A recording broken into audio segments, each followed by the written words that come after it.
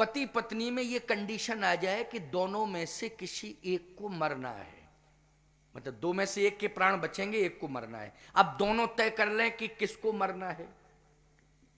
यमराज कहता, मौत कहती है कि भाई दोनों में से एक को मरना है। अब समझौता कर लो कि किसको मेरे साथ जाना है, मैं लेने आई हूं, वो दोनों में से एक को ले जाऊंगी। अब तुम दोनों तय कर लो, भाई दोनों को ले जाए तब तो ये कहे पति पत्नी बहुत अच्छी बात है भैया, हम दोनों एक साथ जा रहे हैं, लेकिन दो में से एक को ले जाऊंगी मैं, अब तय करो। तो बोलो पति पत्नी में जब बातचीत होगी तो क्या डिसीजन निकलेगा, तुम ही बताओ ईमानदारी से। हमारी समझ में तो पत्नी ये कहेगी कि पति के पहले मैं चली जाऊं।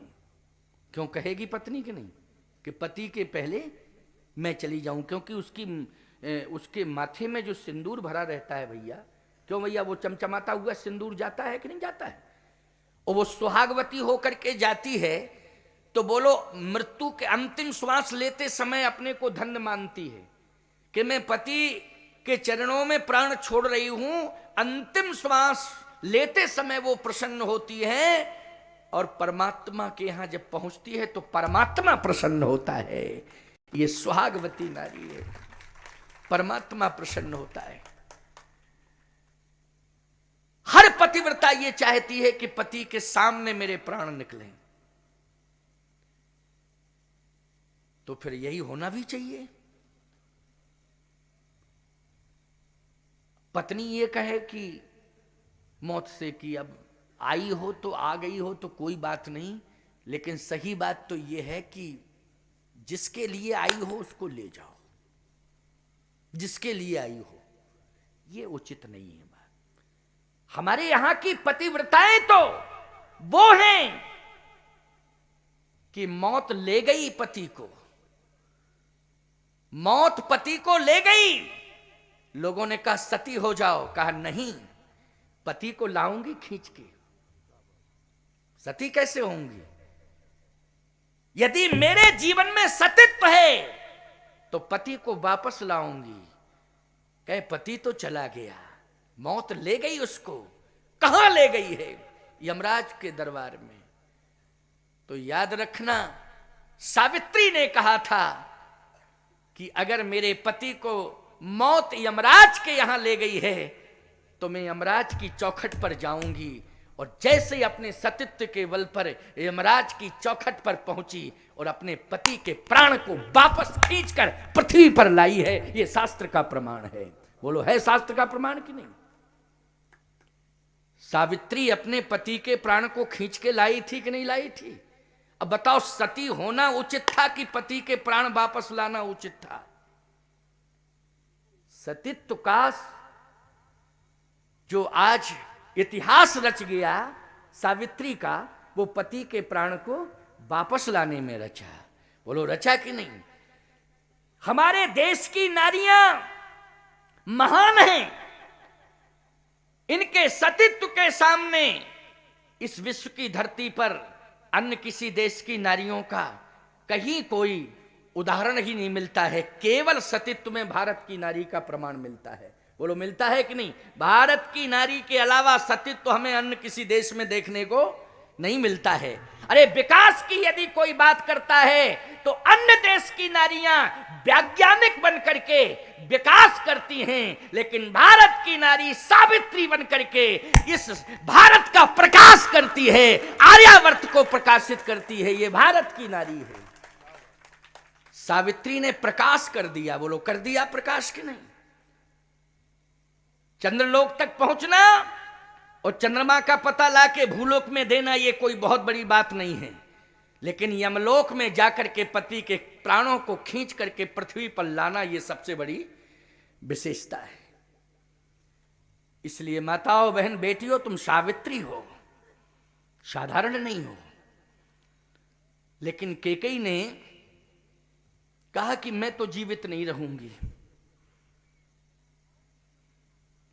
भगवान राम ने कहा माता जी अब मेरी एक प्रार्थना है, इसको सुन लीजिए। हाँ, मुझे वन जाना है आपकी आज्ञा, लेकिन पिताजी रोक रहे हैं। हाँ पिताजी तो तुम्हारे रोक रहे हैं। तो किसी ने भगवान राम से कहा, पिता की अवज्ञा करके कैसे बन जाओगे? यदि जाओगे तो पितृभक्त नहीं माने जाओगे, और माता कौशल्या जब तक आज्ञा नहीं दे देंगी तब तक मातृभक्त भी नहीं माने जाओगे, क्योंकि ये सगी मां नहीं है, सौतेली मां है। केकई सगी मां तो कौशल्या है। भगवान राम ने कहा, पहली बात तो यह है कि मैं सगी और सौतेली मां में कोई अंतर नहीं मानता हूं। ये अंतर मानने वाले लोग ही विरोध की दीवारें खड़ी करते हैं।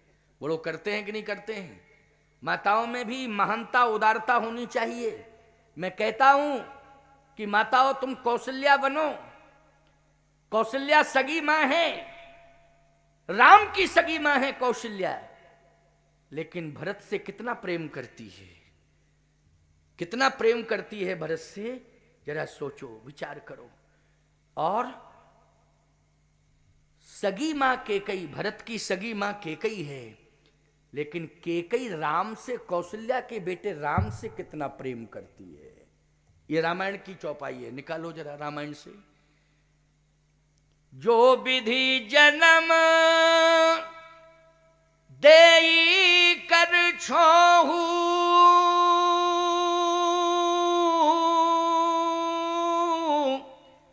होय राम सिय पूत पतो। केकई कहती है, अगला जन्म यदि मुझे मिले इस धरित्री पर तो राम जैसा बेटा और सीता जैसी वधू मिलना चाहिए। बोलो, क्या ये कहा है केकई ने कि भरत जैसा बेटा और मांडवी जैसी वधू मिलना चाहिए? बोलो भाई, राम जैसा बेटा और सीता जैसी वधू मिलनी चाहिए। मांग रही है राम के लिए, राम को ही मांग रही है, सीता को मांग रही है। और किससे मांग रही है? विधाता से मांग रही है। विधाता से मांग रही है कि इस धरती पर यदि मैं आऊं और नारी का ये वेश अगर मुझे मिलता है तो मुझे राम जैसा बेटा और सीता जैसी वधू मिलना चाहिए। बोलो, ये प्रेम किया कि नहीं किया? और कौशल्या क्या कह रही हैं? कौशल्या जी, माता भरत गोद बैठारे, आंसू पहुंच मृदु बचन उचारे। जिस समय माता कौशल्या ने भरत जी को देखा तो भरत जी चरणों में गिरे, मां ने उठा करके गोद में बिठाला, और जैसे ही गोद में बिठाला तो मां के हृदय से स्नेह की धारा बह निकली भरत के लिए प्यारे। यह है कौशल्या का चरित्र, स्नेह की धारा।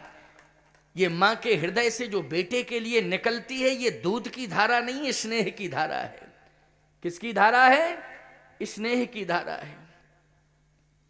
स्नेह पिलाती है मां अपने बेटे को, दूध नहीं पिलाती है। क्या पिलाती है? स्नेह।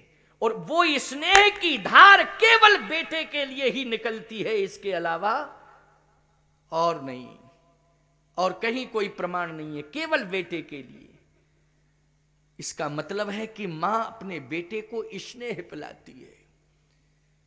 भरत जी महाराज को आज स्नेह मिल रहा है मां कौशल्या का, और राम जी को केकई का स्नेह मिल रहा है।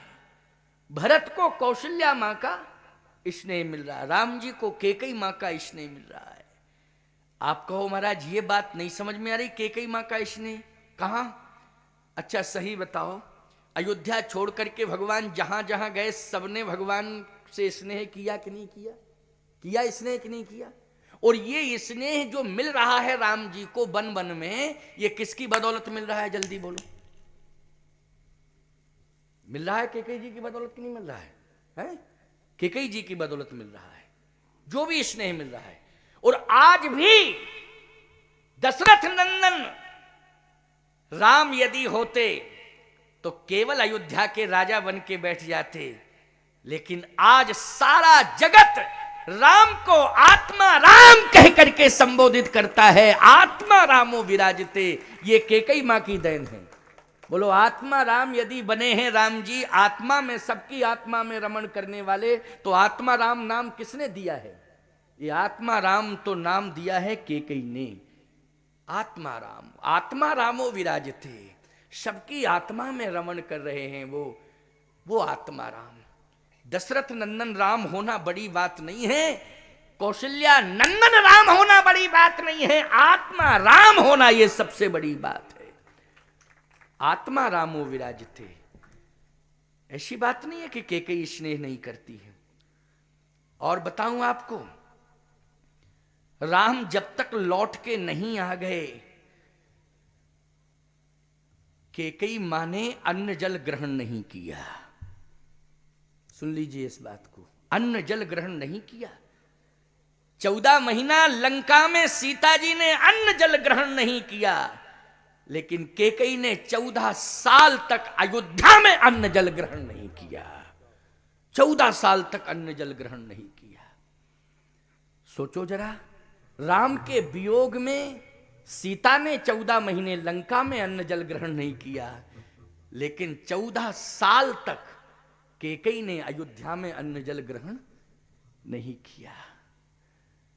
कल्पना करो, आप विचार करो, कौशल्या मां को मनाने वाले भरत हैं, कौशल्या मां को समझाने वाले शत्रुघ्न हैं, लेकिन केकई के पास तो 14 साल तक ना भरत गया ना शत्रुघ्न।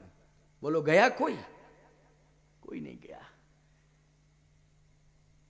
लेकिन केकई किसका ध्यान करती रही 14 साल तक? केवल राम का ध्यान करती रही।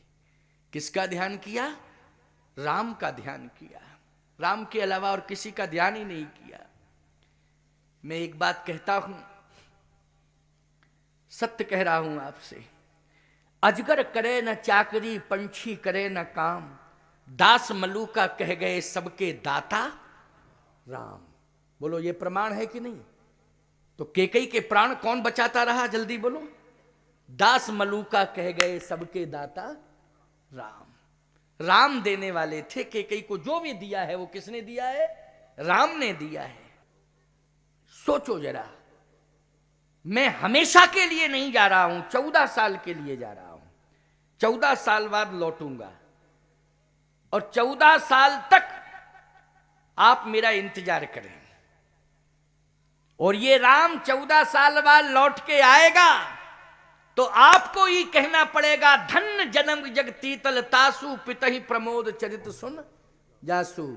मेरे चरित्र को सुन सुन करके आपको सुख मिलेगा। मिलेगा कि नहीं? अच्छा बोलो, दशरथ जी जीवित रहते, मैं कहता हूं दशरथ जी को सुख मिला, आप कहोगे महाराज दशरथ जी को सुख मिला? हाँ, बैठे रहे सुरधाम में, बैठे बैठे जो है वहीं से देखते रहे राम ने क्या किया। तई अवसर दशरथ तई आए, तनय बिलोक नैन जल छाए, अनुज सहित प्रभु बंदन कीना, आशीर्वाद पिता तब दीना। आशीर्वाद दिया कि नहीं दिया? प्रसन्न होके आए वहां। और ये आंसू जो दशरथ जी के निकले वो प्रसन्नता के आंसू निकले थे लंका में, कि मेरे बेटे ने ऐसा कार्य किया। आशीर्वाद दे रहे हैं। आशीर्वाद, आशीर्वाद तो तब दिया जाता है जब पिता प्रसन्न होता है। जल्दी बोलो, पिता आशीर्वाद कब देता है पुत्र को? जब पुत्र जुआ में जीत जाता है तब। क्यों भाई? आशीर्वाद तो तब देता है जब उसकी कीर्ति फैलती है, उसका प्रकाश होता है, उसके चरित्र का प्रकाश होता है, उसकी कीर्ति विख्यात होती है। तो बोलो, पिता मां बाप दोनों ही प्रसन्न होते हैं कि नहीं होते हैं? और प्रसन्न होकर के आशीर्वाद देते हैं। तो महाराज दशरथ से कह रहे हैं प्रभु राम, पिताजी 14 साल बाद लौट के आऊंगा, तब आप अनुभव करेंगे कि राम को सिंहासन पर बिठालना उचित था कि राम को वन भेजना उचित था। और सत्य तो यह है पिताश्री, बन जाना